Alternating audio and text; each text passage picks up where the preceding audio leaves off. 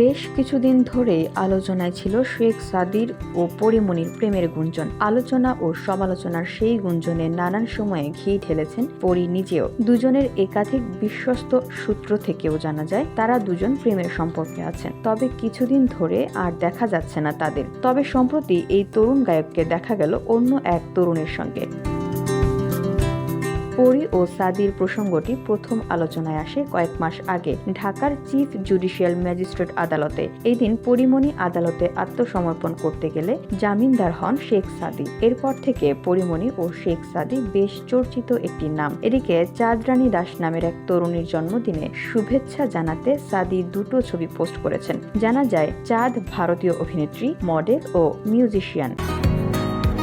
বসুন্ধরা, উত্তরা, বনশ্রী, কুড়িল ও বাড্ডা সহ রাজধানীর বিভিন্ন স্থানে অভিজাত ও অত্যাধুনিক মানের ফ্ল্যাট কেনার এক নির্ভরযোগ্য প্রতিষ্ঠান প্লেজেন্ট প্রপার্টিজ লিমিটেড।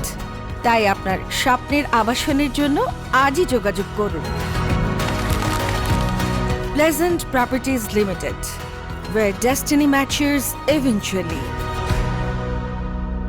এছাড়াও তিনি একজন তরুণ উদ্যোক্তা। ছবি দুটি পোস্ট করার পর থেকে নেটিজেনরা প্রশ্ন তুলেছে, সাদির সঙ্গে কে এই নারী? তাহলে কি পরীমনির সঙ্গে সম্পর্ক চুকে গেল? শেখ সাদি চাঁদরানী দাসের সঙ্গে ছবি পোস্ট করে লিখেছেন, শুভ জন্মদিন সুন্দরী চাঁদরানী দাস। এর উত্তর দিয়েছেন ওই তরুণী, লিখেছেন, ধন্যবাদ হ্যান্ডসাম। তবে এই ছবির কমেন্ট বাক্স ভেসে গেছে ভালোবাসার ইমোজিতে। এর ফলেই নতুন যত প্রশ্ন। তবে কেউ কেউ বলছেন একটি গানের ভিডিও চিত্রের অংশ এটা।